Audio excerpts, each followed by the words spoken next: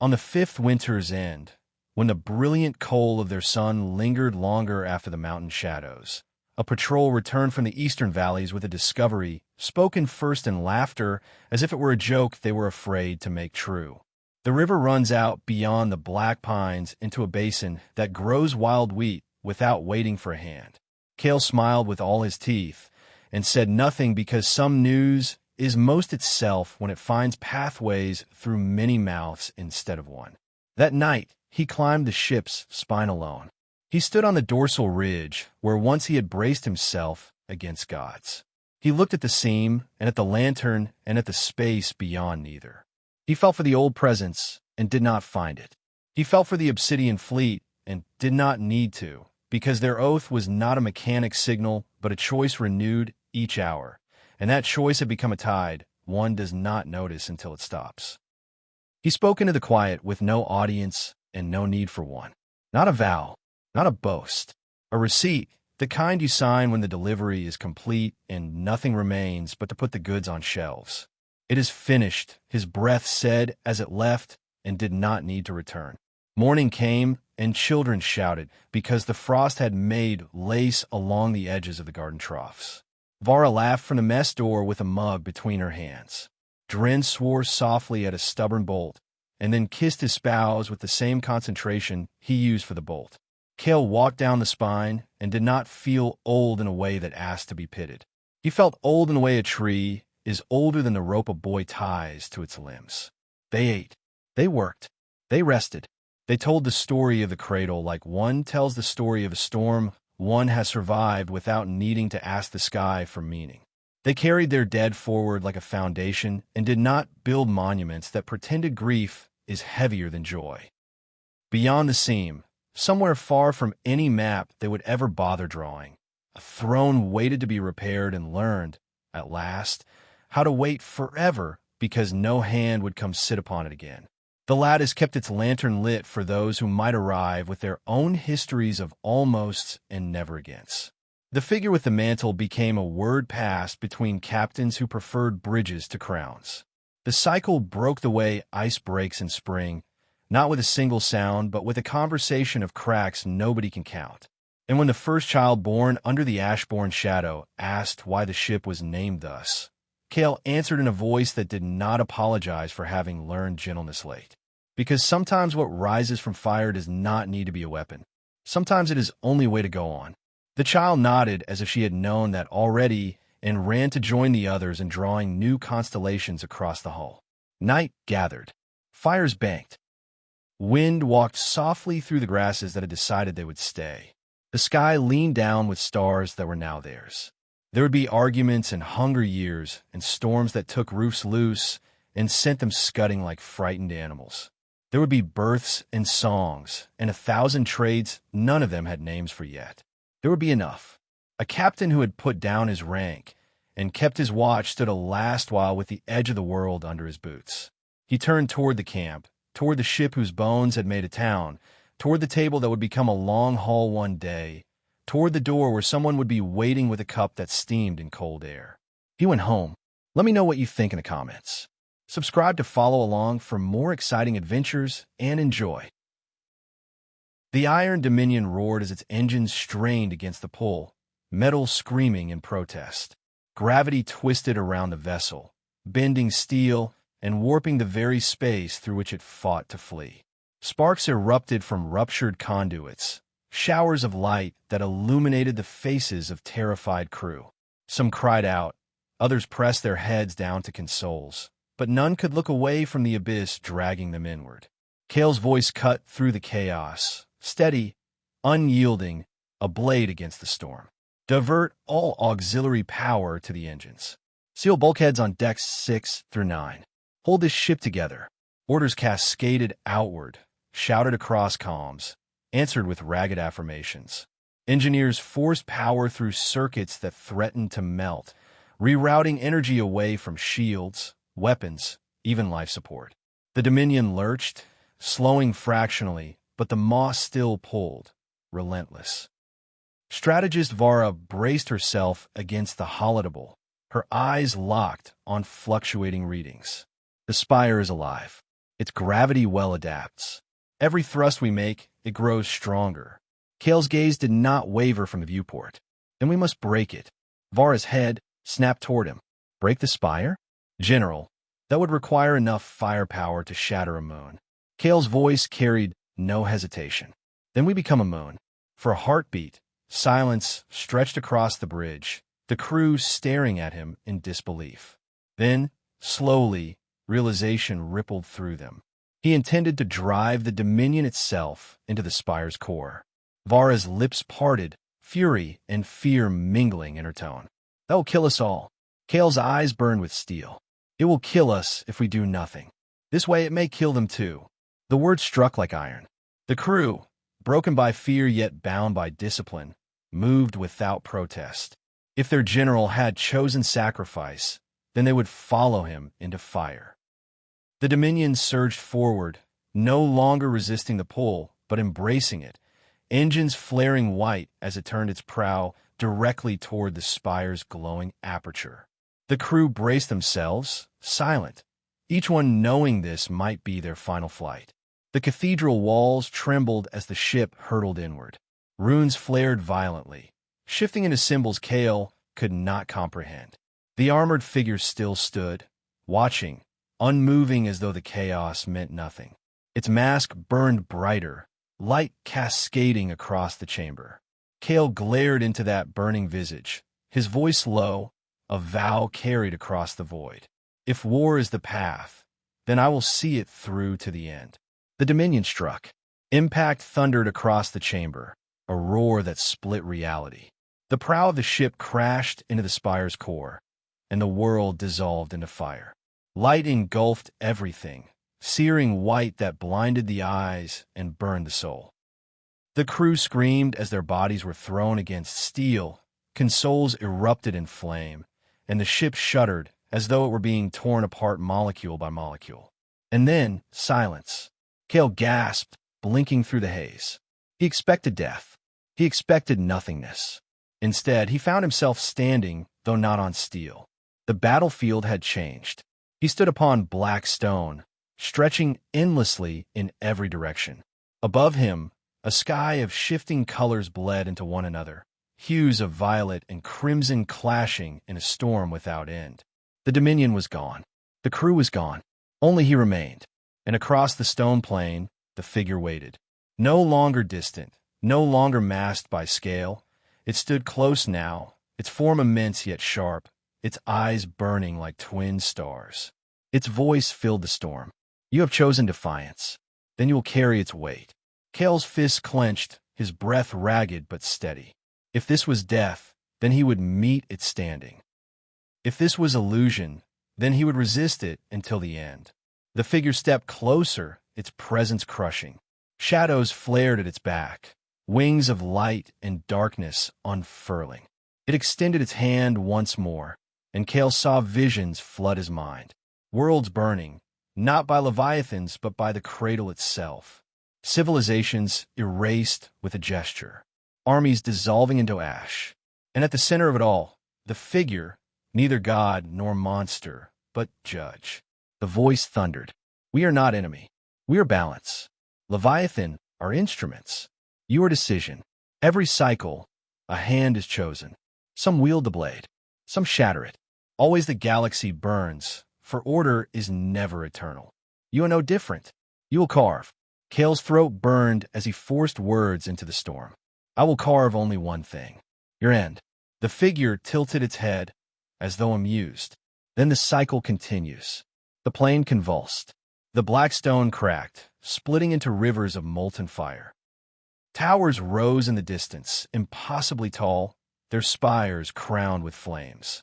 From the fissures below, creatures emerged, forms as vast as leviathans, yet twisted, their limbs too many, their faces featureless voids. They rose one after another, their roars shaking the plain. Kael stood alone before them. No ship, no crew, only his will. His body screamed with exhaustion, his mind frayed by the storm, but still he raised his hand.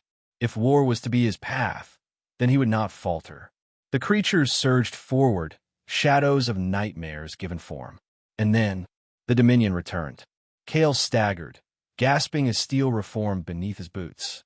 The bridge blazed with alarms, smoke curling through shattered consoles. Crew lay strewn across the deck, groaning, some unmoving, others clawing back to life. Vara dragged herself upright, blood streaking her temple, eyes burning with disbelief. The ship had survived. Kael looked to the viewport. The spire lay in ruins, fractured pieces drifting into the abyss, its runes extinguished. But the cradle still stretched beyond, endless spires still rising, shadows still moving. They had not destroyed it. They had only wounded it. And the figure was gone. But Kael felt it still. Watching, waiting, the promise of war echoing in his skull. The Dominion floated broken but alive, its engines flickering, its shields gone. The crew staggered back to their stations, their faces pale, their silence heavy. They had faced the maw and survived. But they had not escaped. Kael straightened, his voice carrying across the smoke and ruin.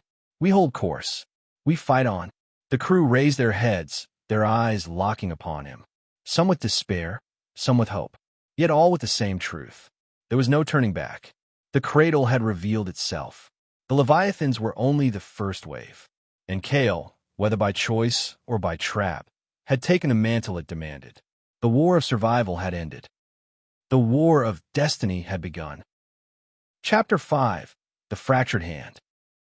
The Iron Dominion drifted like a wounded beast through the cradle's abyss, its hull scarred, its engines sputtering. Flames smoldered in ruptured corridors, extinguished slowly by failing suppression systems. Whole decks had collapsed inward, crushing soldiers where they stood, their cries already fading into silence. The cathedral spire they had struck lay shattered in the distance, fragments of glowing stone tumbling like meteors into the void. And yet, even destroyed, it pulsed faintly, as if promising that nothing here ever truly died. General Kael stood in the heart of the bridge, the smoke curling around him, his body bruised but unbowed. His gaze fixed upon the void outside, though it was not the void he knew. Rivers of light still cut across the black, flowing into spires that dwarfed imagination. Vast shadows still moved among them, forms glimpsed only briefly, yet enough to steal the breath from any who dared to look too long. He felt the weight of the crew behind him, their silence heavy. Some stared at him with awe, others with doubt, but all with the same unspoken question. What had he chosen? Strategist Vara limped to his side, blood drying across her temple. Her eyes burned with exhaustion, but her voice carried the edge of steel. We cannot stay here. The ship will not survive another encounter. Kael's jaw tightened, and yet to turn back is to die as well. The rift will not let us leave unmarked. Vara's expression darkened. Then what remains? Press forward into the heart of this cradle. Toward what? Another figure, another test, another cycle designed to break us? Her words struck true, but Kael's resolve did not falter. He had seen the visions. He had felt the figure's will. The cradle was not a battleground, but a forge. It sought to shape him, to bind him into its endless cycle of hands and blades. He had refused, but refusal did not mean escape. It meant war. He spoke at last, his voice low but carrying across the ruined bridge. We find its heart. We strike it. We end this before it can end us. The crew shifted, some lifting their heads, others trembling. The thought of pressing deeper into this abyss chilled them, yet it gave them something more than despair. It gave them a direction. The Dominion limped onward. Repairs were hastily made, though much could not be mended. Whole decks were sealed off, their survivors relocated to cramped quarters where whispers spread faster than fire. The air reeked of oil and blood, and the hum of engines no longer comforted but warned, each vibration a reminder that the ship teetered on the edge of failure. Kael walked the corridors, his presence steadying those he passed. Soldiers saluted weakly, their eyes haunted. Medics rushed stretchers past him, their patients whispering deliriously of visions that would not release them. In the mess halls, men and women huddled in silence, staring into nothing as though listening for voices only they could hear. He entered one such hall and found Lieutenant Dren standing upon a table, his eyes wide with a fervor that chilled Kael. "The cradle speaks," Dren cried, his voice echoing across the chamber. "It shows us the path. The general resists it, but we need not. We can accept. We can endure." A murmur rippled through the soldiers gathered below. Some nodded, their fear bending into fragile hope. Others turned away, unwilling to listen but too weak to silence him. Kael stepped forward, his boots heavy against the steel. The murmur died. Dren faltered, his fervor quivering under the general's gaze. He swallowed, his eyes flickering between defiance and terror. "The cradle chose you," he stammered. "It showed you. Why fight it? Why not use its power to save us all?" Kael's voice cut like a blade, calm yet final. "Because to bow is not salvation. It is slavery." Dren trembled.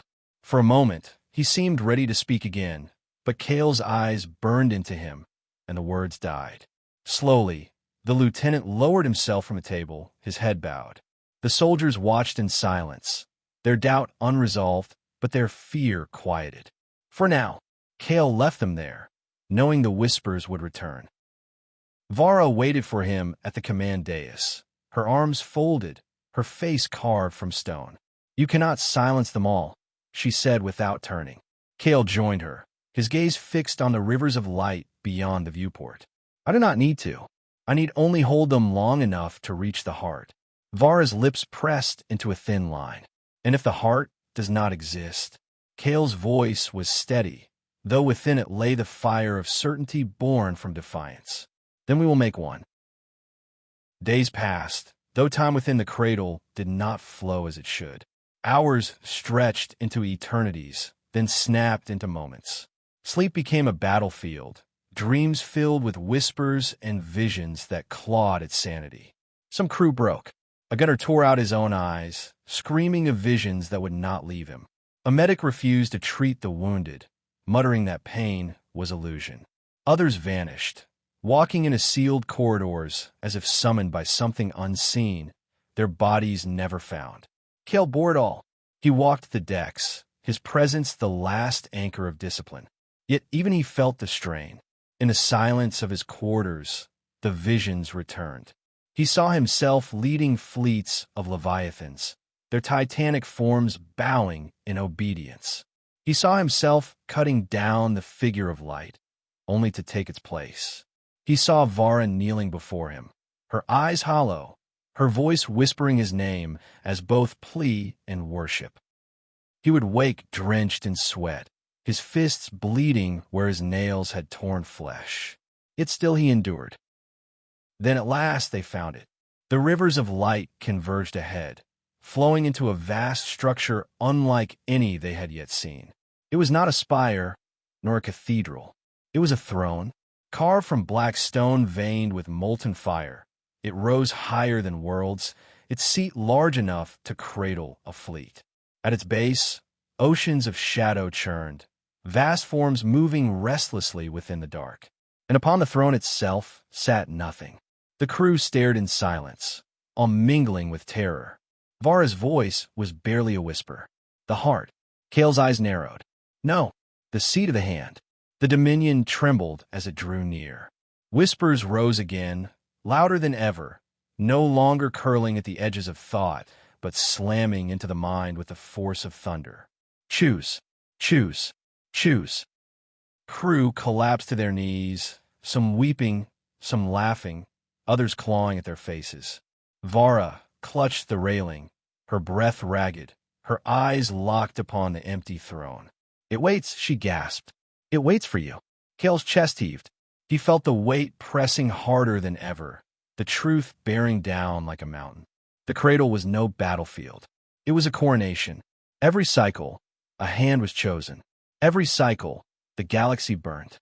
He closed his eyes, his fists trembling. He heard the cries of his crew. He saw the faces of the dead who had followed him across wars. He remembered every sacrifice, every order given, every soul lost because of his decisions. And he knew the cradle would not stop. Not until someone sat upon that throne. Not until the cycle was renewed. Kael opened his eyes, fire burning within them. His voice rang across the bridge, louder than the whispers. Then let it wait. The Dominion surged forward, engines flaring, weapons primed. Kael raised his hand, his gaze locked upon the throne. If the cradle demanded a hand, then he would cut it off at the wrist.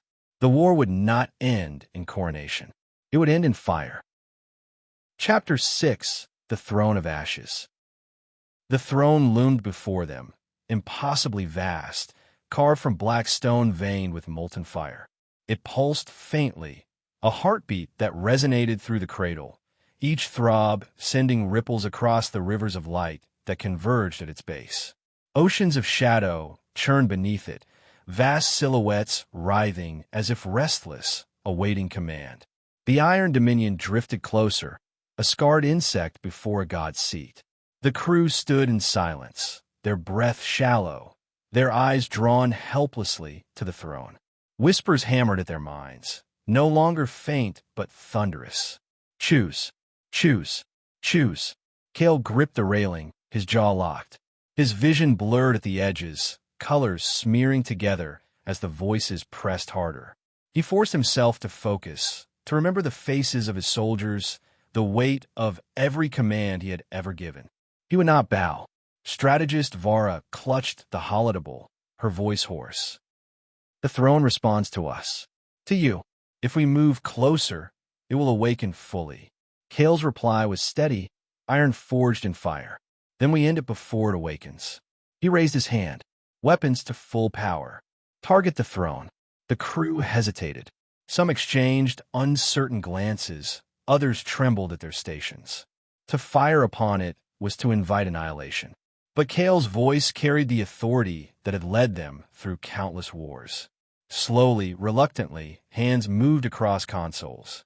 Cannons primed, torpedoes loaded, power rerouted from failing shields to weapons banks. The Dominion roared as its arsenal came to life. The throne pulsed brighter, as if sensing the threat. Whispers surged into screams. The crew cried out, some collapsing to their knees, others clawing at their ears. Dren, the lieutenant who had once preached acceptance, stumbled forward, his eyes wide with terror. You cannot destroy it, he shouted. It is eternal. To resist is madness. Kael's gaze burned into him. Madness or not, we strike. The Dominion unleashed its fury. Cannons roared, lances of fire streaking across the abyss. Torpedoes screamed into the dark, their trails burning. The throne shuddered as explosions tore against its surface, runes flaring, fragments of molten stone spiraling outward.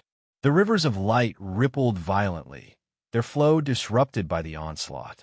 For a heartbeat, hope flared. The throne bled. Then it awakened. The pulse became a roar, shock waves tearing across the cradle.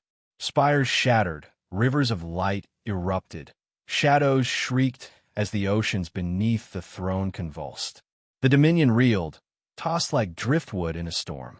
Consoles overloaded, flames erupted, screams filled the air. From the oceans of shadow, titans rose. They dwarfed the leviathans Kael had fought before. Their forms twisted, part flesh, part stone, part light, each step shaking the cradle itself. Eyes burned across their bodies, mouths split open in silent roars. Wings of darkness unfurled from their backs. They rose in numbers beyond counting, an army birthed from the throne's awakening. The crew screamed in terror. Vara's voice cut through, ragged but clear. They are guardians. The throne defends itself. Kael's eyes locked on the monsters rising before him. Then we carve a path through them. The battle began.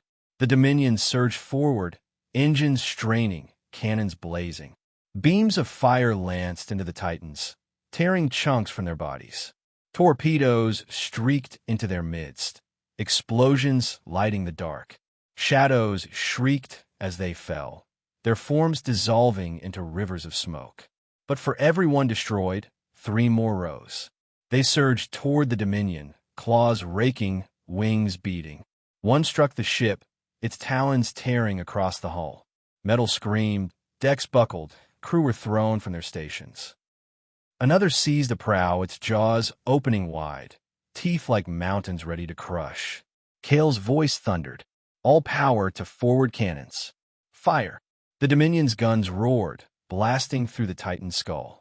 Its head exploded in a spray of fire and shadow, its body collapsing back into the ocean below. Yet the ship groaned, hull ruptured, stabilizers failing. Kael staggered as the bridge shook, his fists clenched. The throne loomed still, untouched at its core, pulsing brighter with every guardian slain. It fed upon the battle, its power growing. Vara's voice rose above the chaos. We cannot destroy it this way. Every strike awakens more. Kael turned to her, his eyes burning. Then we strike its heart directly. Her breath caught. General, that would require a suicide run. Kael did not flinch. Prepare the ship. The crew froze, their eyes widening. Some shook their heads, others whispered prayers. Dren staggered forward again, his voice cracking. You damn us all. You lead us into oblivion. Kael's hand shot out, seizing the lieutenant by the collar. His voice was steel. Better oblivion by our own hand than eternity at theirs. He hurled them aside. The crew stared, their fear now bound by the gravity of his command. Slowly, they turned back to their stations. The Dominion surged forward, weaving through the Titans. Cannons fired relentlessly, carving a path of fire. The Guardians shrieked, clawing at the ship, tearing chunks from its hull, but the Dominion pressed on. Decks collapsed. Fires raged. Bodies littered the corridors, but still it moved. Kael stood unyielding, his gaze locked on the throne. His voice carried across the bridge, every word a hammer against despair. We were not chosen to bow. We were not chosen to kneel. We were chosen to fight. And fight we will, until the cradle itself burns. The crew roared with him, their fear transmuted into fury. Weapons blazed brighter, engines flared hotter, the Dominion tearing itself apart in defiance. The throne pulsed violently, its heartbeat shaking the cradle. Its oceans boiled, its shadows shrieked, its runes burned. Guardians fell upon the Dominion, but the ship did not falter. At last, the prow aligned. Kael raised his hand. All power. Now, the Dominion became a spear of fire. Engines overloaded, reactors flared, weapons discharged in one final, unrelenting volley. The ship screamed as it hurled itself toward the throne's heart. Impact. The cradle shattered. Light erupted, a storm of fire and shadow, tearing across eternity. The throne cracked, its surface splitting, molten veins bursting outward. Guardians shrieked, their forms dissolving into dust. Rivers of light exploded, spires collapsed, the oceans of shadow boiled away. The entire cradle convulsed, its vast domain collapsing inward. The Dominion burned. Decks split, hull fractured, fire consumed its core. Crew screamed, some consumed instantly, others hurled into the void. Vara clung to the holatable, her eyes locked on Kael. He stood unbowed, his gaze fixed upon the throne as it cracked apart. The figure returned. It rose for the collapsing throne, its starlit mask burning brighter than ever. Its wings unfurled, vast enough to blot out the storm. Its voice thundered across the dying cradle. You cannot end what is eternal. Kael's voice answered, a roar of defiance. Then I will fight it forever. The storm consumed them. Chapter 7: Echoes of the Eternal. Silence. Not the silence of space, nor the silence of death. This silence was heavier, deeper, as though even the memory of sound had been stripped away. Kael opened his eyes. He floated amid ruin. The Iron Dominion was gone, its proud frame shattered into fragments scattered across an abyss without stars. Debris drifted in slow arcs, pieces of hull glowing faintly as embers guttering in endless night. Bodies tumbled among the wreckage, faces pale, eyes unseeing, their uniforms torn and charred. His chest heaved. He expected no breath, yet air filled his lungs. His body bled, his flesh burned, yet he still lived. He reached for something to anchor himself, but the void offered nothing. Only the silence, the ruin, and the weight of a war that seemed already lost. And then he heard it. A heartbeat. Not his own, but vast, resonant, echoing across the abyss. It throbbed once, shaking the debris, pulsing through his bones. Then again, louder, closer, until the silence cracked and whispers bled through. "You are not finished."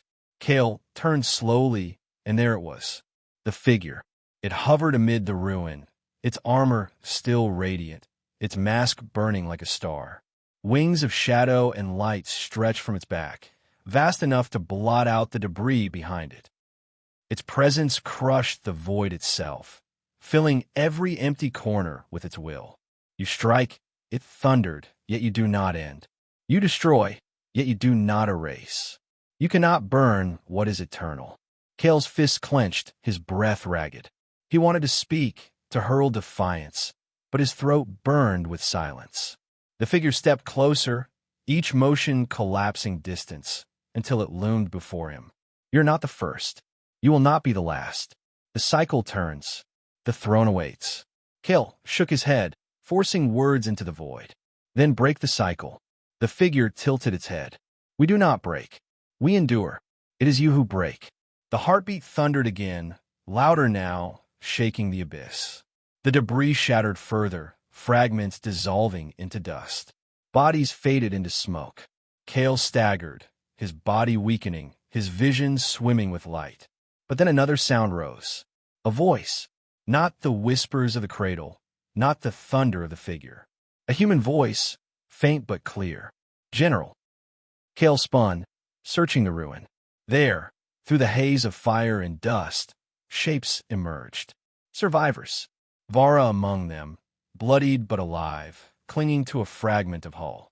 Behind her, soldiers drifted, their faces pale, their bodies battered, but their eyes still burning. They lived. Kael's chest surged with fire. He turned back to the figure, his voice steady despite the storm. "You call yourself eternal. But so long as we endure, so long as even one of us resists, you will never be eternal enough." The figure's mask burned brighter, its wings unfurling in fury. "Then you will endure in fire." The heartbeat became a roar. The abyss convulsed, reality itself folding inward.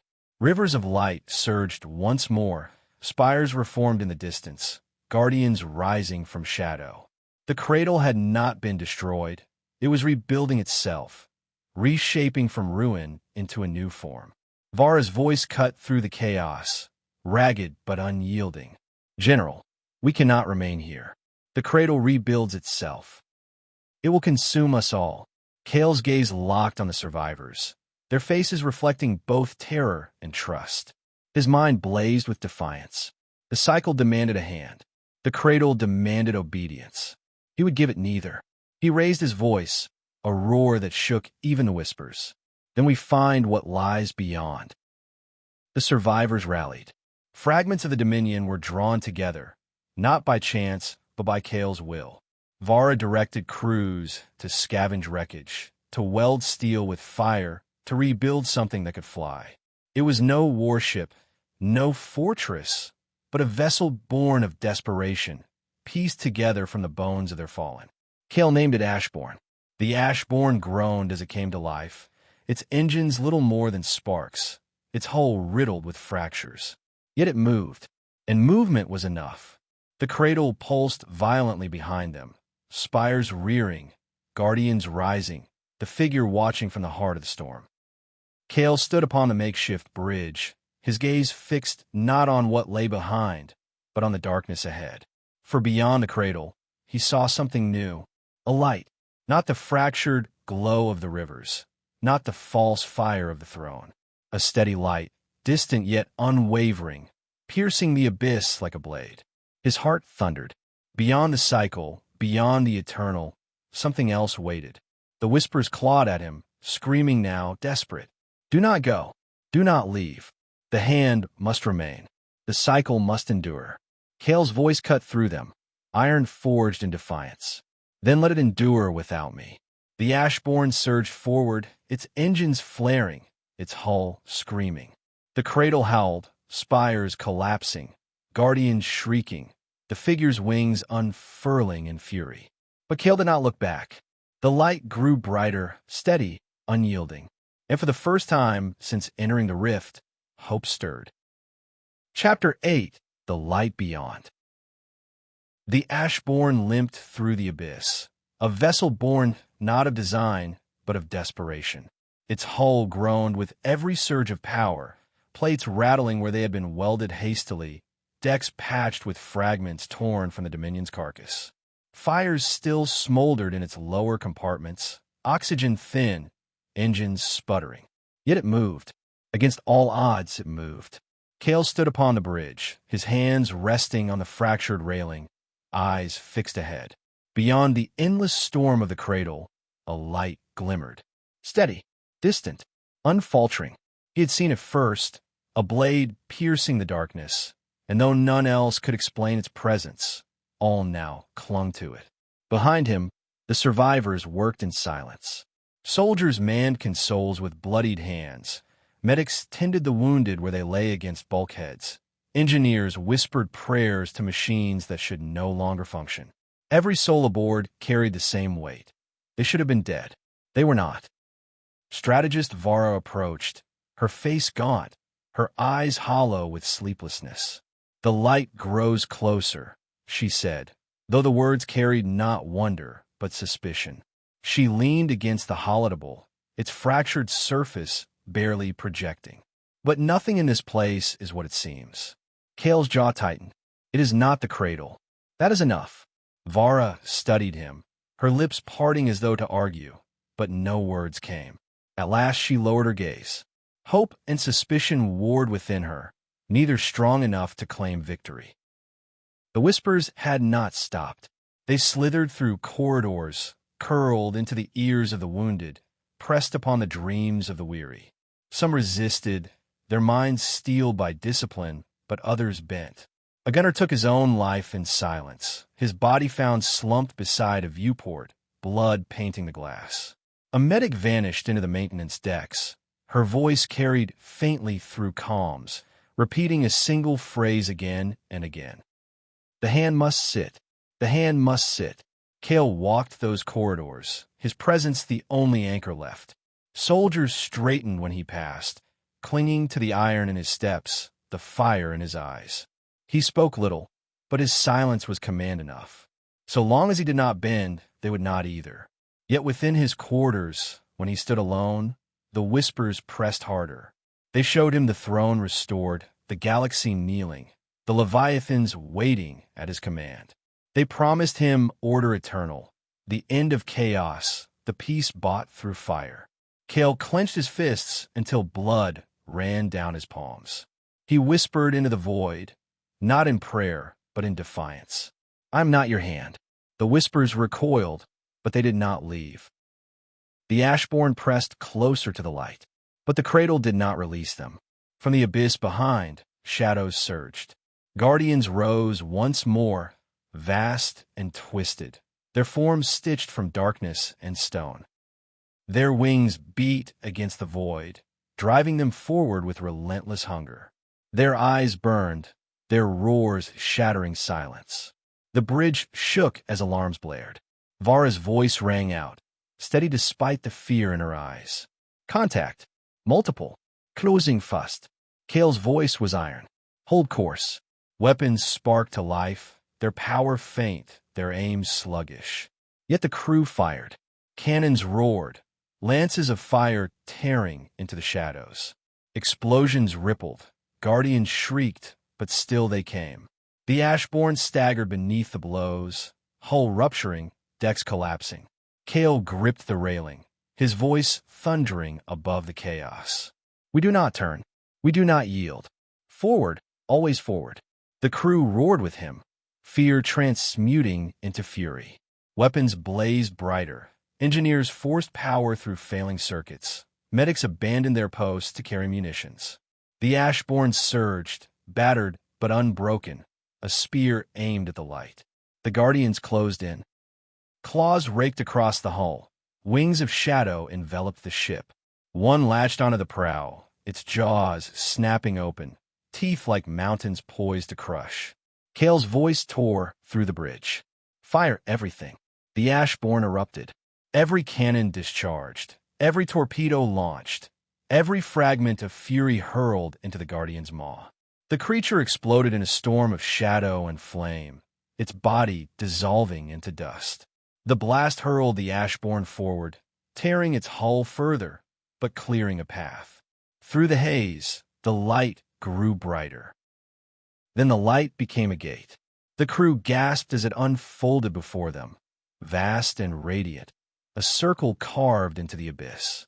Its edges shimmered with runes not of the cradle, but older, deeper, pulsing with harmony rather than hunger.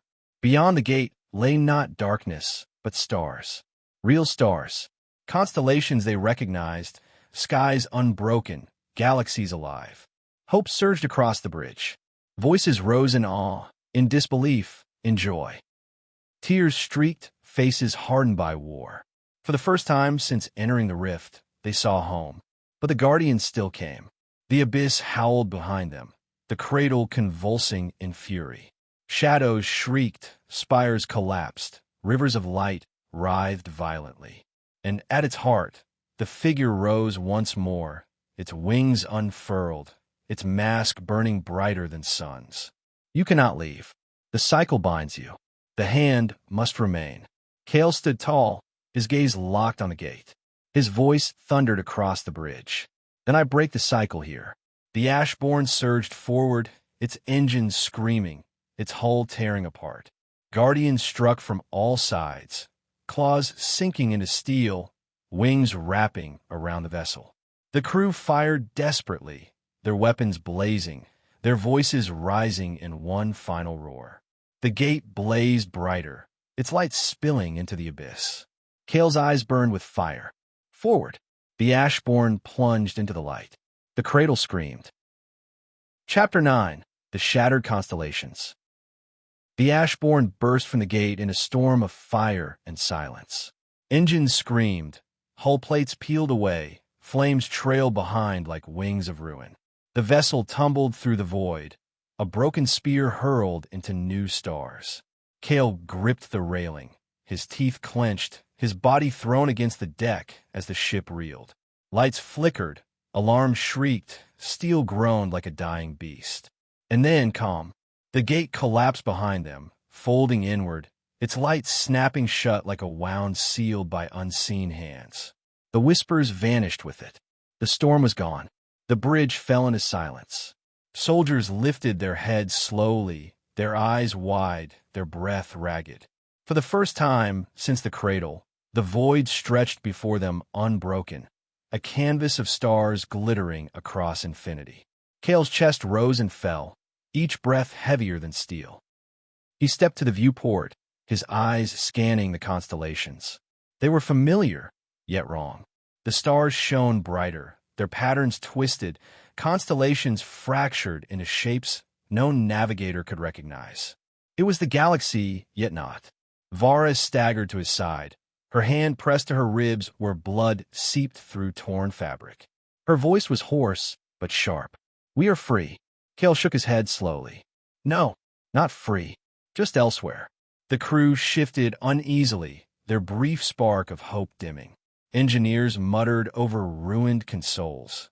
Medics whispered prayers as they tended the wounded. Soldiers stared into the stars with suspicion rather than wonder. They had escaped the cradle, but none believed peace waited beyond. Hours passed.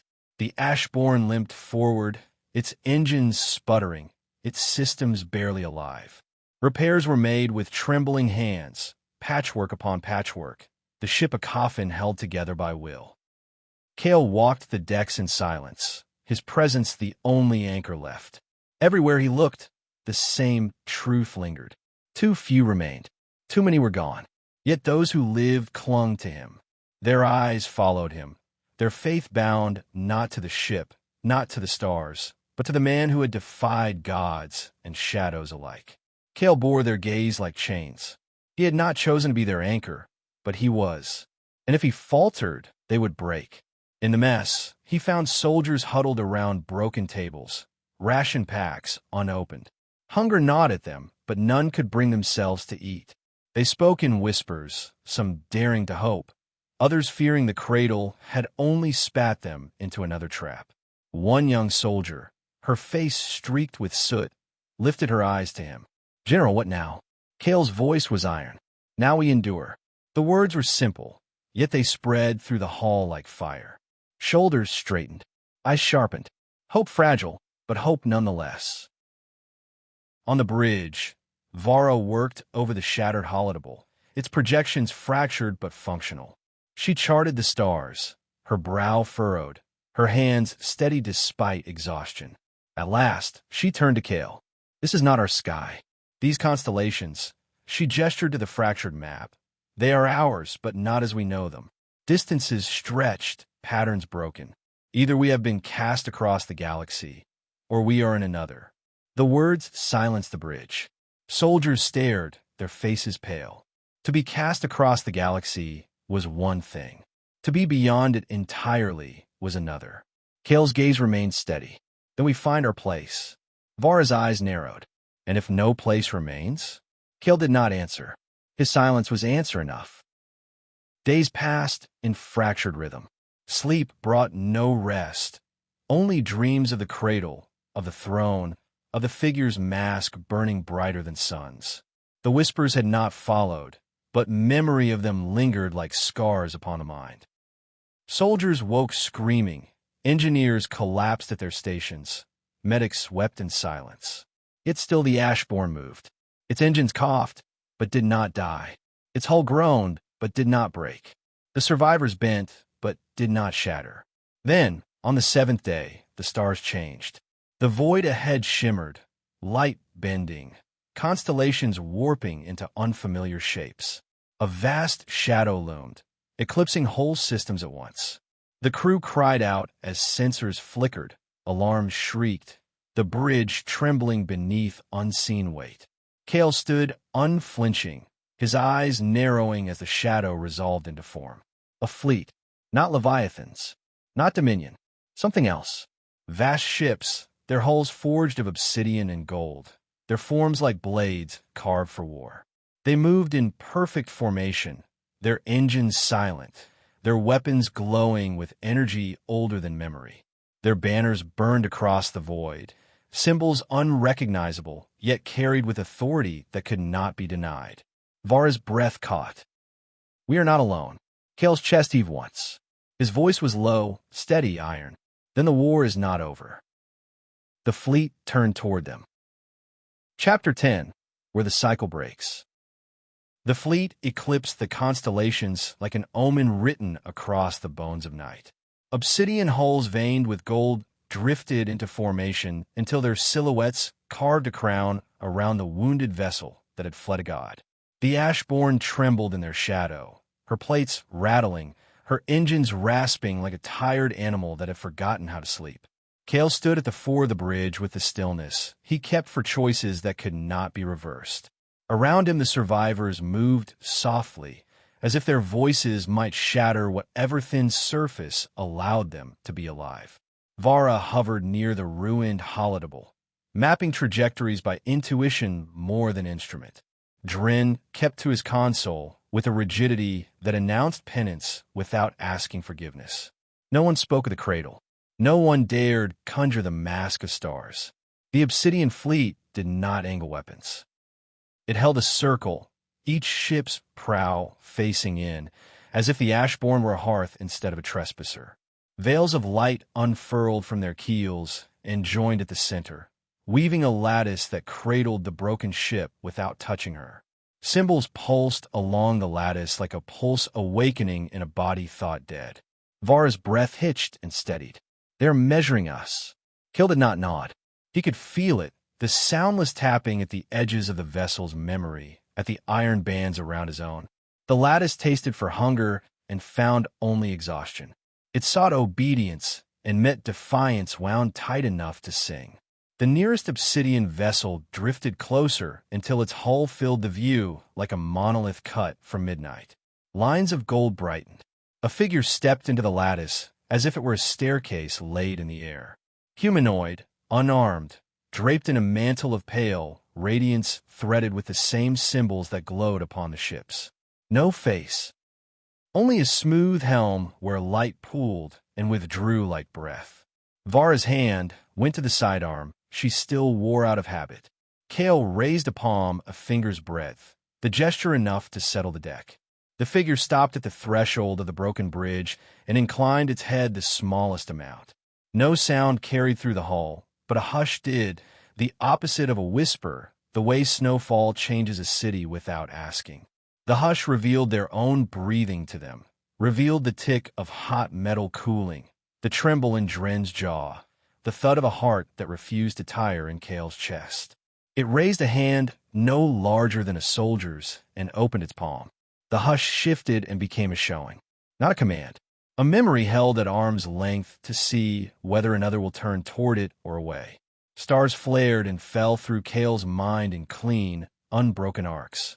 Cities shaped like hymns, crowns forged of languages that had never been spoken aloud.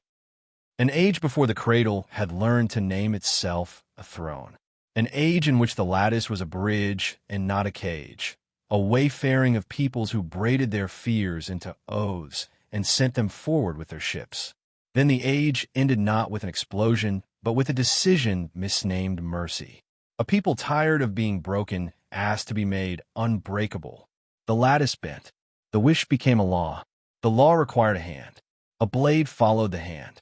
The cradle woke and could not be convinced to sleep. When the hush ended, the deck was the deck again.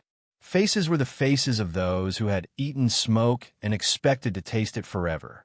Vara's eyes had not left Kael's silhouette.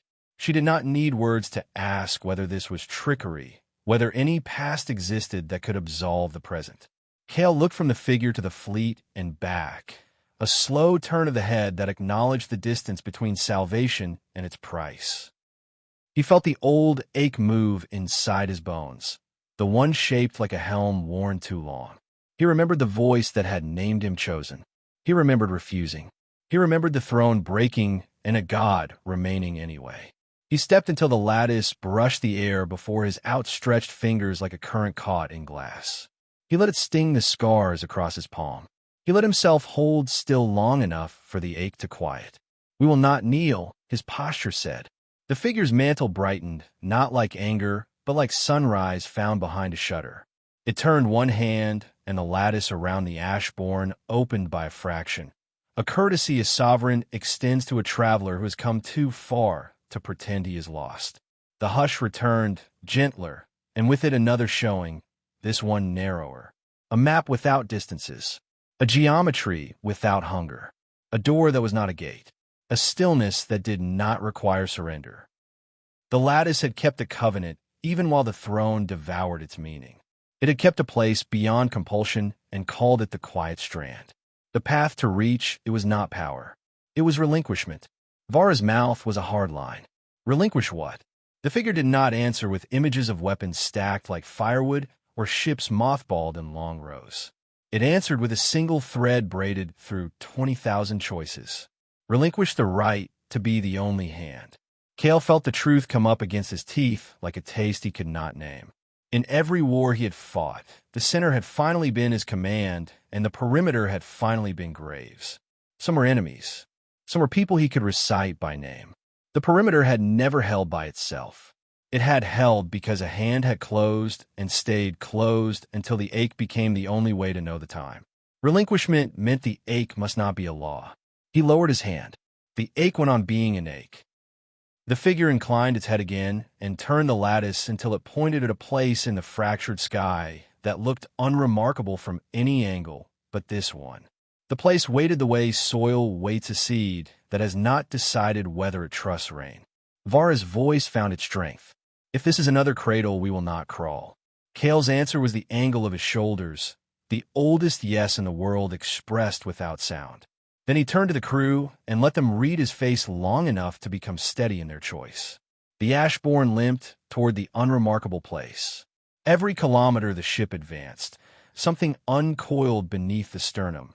Not joy, not relief, more like a band of iron loosening by a notch. Guardians did not rise. Rivers of false light did not gather.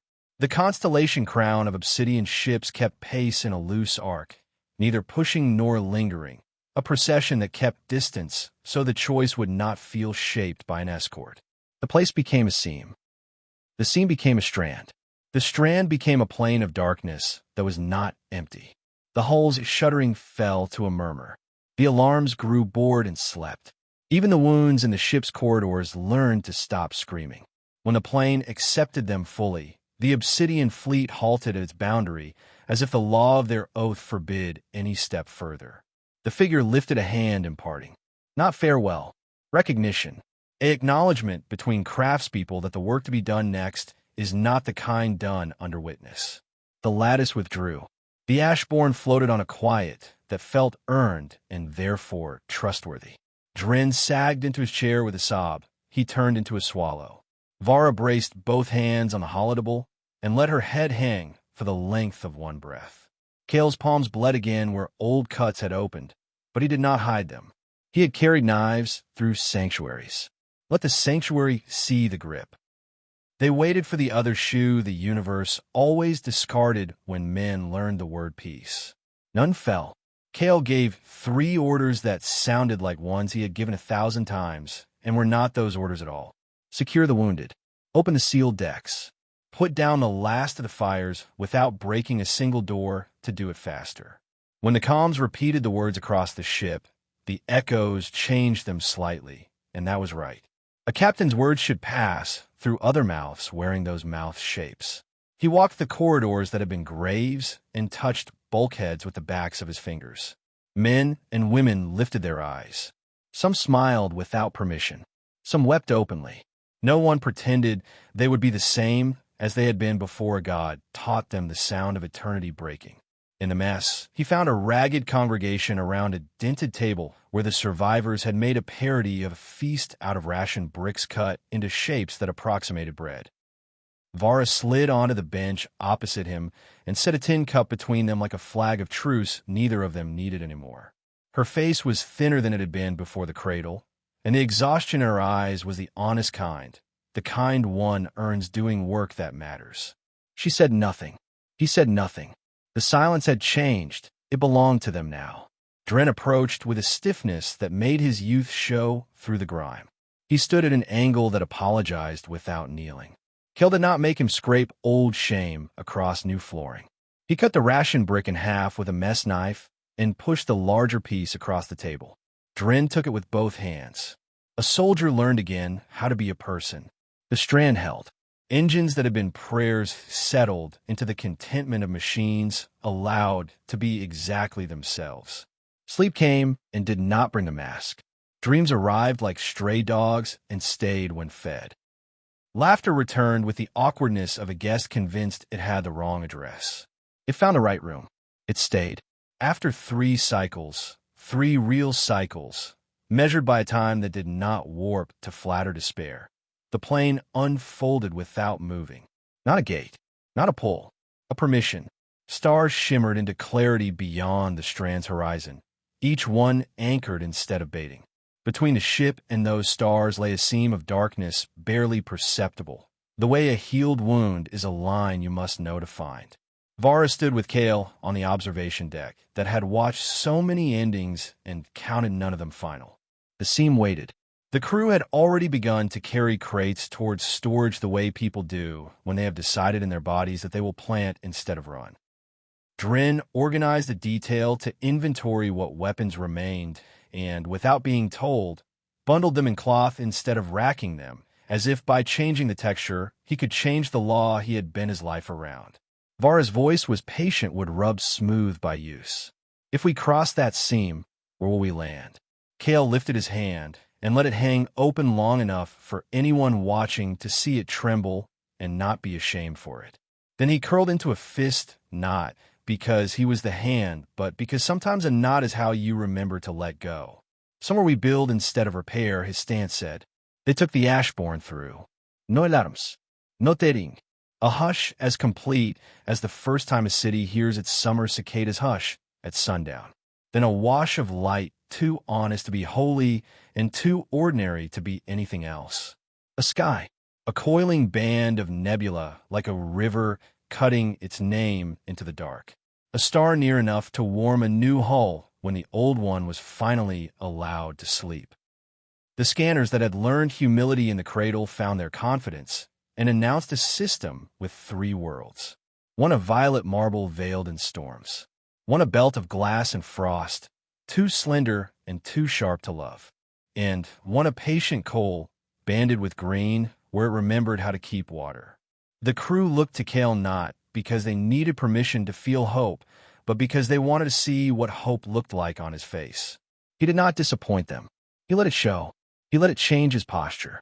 The ache did not vanish. They learned a new job. They put the ship into a gentle arc toward the coal-banded world. The obsidian fleet did not follow. A single mote of light winked at the strand's edge, a farewell and a promise and a debt paid forward. Then even that went still. Descent began with a shiver that traveled the Ashbourne's spine like relief. Clouds accepted the scarred hull and made of it a lesson on what falls that does not break. The world rose, green-bound and brown, mountains like old teeth, oceans like answers to questions that had never been asked kindly before. Kael stood at the forward port and let his knees remember another gravity. The deck grew heavier and felt more honest because of it. Around him the bridge, filled with the busy softness of people pretending they were only doing their jobs, so the day would not seem sacred and therefore fragile. Vara's voice flowed low. Dren's echoed it with the care of someone carrying a bowl too full. The world came up to meet them like a hand meeting the hand of a tired man and not shaking it. The landing did not scrape. It settled. The Ashbourne sighed, as if allowed to let her ribs spread without fear. Hatches opened to air that smelled of stone after rain and grass after forgetting. Men and women descended ramps slowly, not out of fear, but from reverence for the first footstep. Boots sank a fraction into soil that had not known boots before. Fires started. Not warning fires. Cooking fires. Smoke drifted upward, carrying the first scent any child born here would eventually call home, without knowing how rare it is to own such a word. Kael waited until the last of the crew had found tasks that kept their hands from shaking. He walked alone toward a ridge that looked like a thought he had during his first campaign and had not had time to finish. Vara fell in beside him without being asked. Dren followed, and then pretended he had another reason to be there. At the crest, they stopped and looked back at the ship and the people and the small, brave geometries of tents appearing like a grammar, returning to a language after exile. Vara did not speak. She did not need to. Her arm brushed his, and he let the touch anchor him to a life that did not require a throne to name it. He crouched. He set his palm against the ground and let the pulse in his hand learn the planets and not insist upon its own tempo. He remembered the figure and its hush and its showing and the covenant it had kept against a law it had failed to redeem. He did not forgive it. He did not hate it. He allowed it to become part of the story the way a scar becomes part of face. He stood. He looked at the sky. The constellations were still not the ones he had learned to navigate by when he was young. That was fine. They would chart new ones and give them names that tasted right when spoken around a fire. They would teach their children that the word always is a liar, and the word again is a tool, and the word enough is a prayer disguised as a boundary. Vara's voice came at last, almost smiling. What do we call it? He let the answer come from the part of him that had stayed upright in every storm and did not ask to be called heroic for choosing not to drown. He pointed toward the plain where the first gardens would be cut, and the first roofs raised, and the first arguments had about how to do it better. He tasted the air once more. Home, his hand said when it finally opened. They built. They buried the dead with rites they learned as they spoke them. They told the children their names, and the children said those names wrong, and the elders laughed and accepted it. The Ashbourne rested on a low rise and was not dismantled and not sanctified. She was visited at dawn and touched lightly along the places where the hull still remembered how to ache. Sometimes Kael stood in her shadow and read out loud the log of each day in words that had no quotations because no one needed to be separated from their voice to be believed. Seasons practiced themselves. Storms came up out of the western water and rattled the tents until tents learned to be houses. The first field failed, and the second half failed, and the third stood up straight, and the fourth fed everyone twice. A coat of paint appeared on the mess hall that matched nothing but the joy of a crewman who had discovered a pigment in a rock and wanted to see if it would stay. It stayed. When the sky cleared after the first long rain of the second year, a small spike of light winked along the seam where the strand met nothing. A message without words. A lantern hung far off for travelers who might one day look up from their burdens and ask whether there is a way through that does not require a throne at the far side. Kael saw it and lifted his chin by exactly the amount a man does when he salutes something he will not serve but will keep safe. He grew older with relief and did not apologize for it.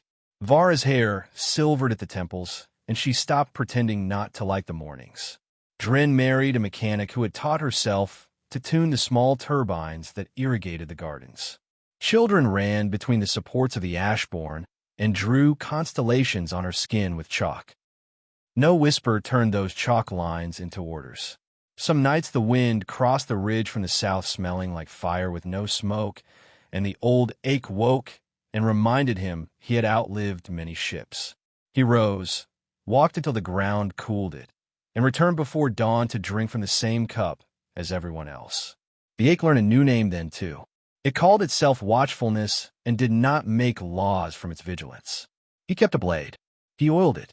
He hung it where he could see it, and where children would ask why a man would keep such a thing in a world that did not ask for it. He told them stories that did not glamorize or disgust. He taught them that tools become weapons when fear chooses for you. He taught them that fear is not a god and not a shame and not an excuse. He taught them to plant and to count and to look up without defiance or apology.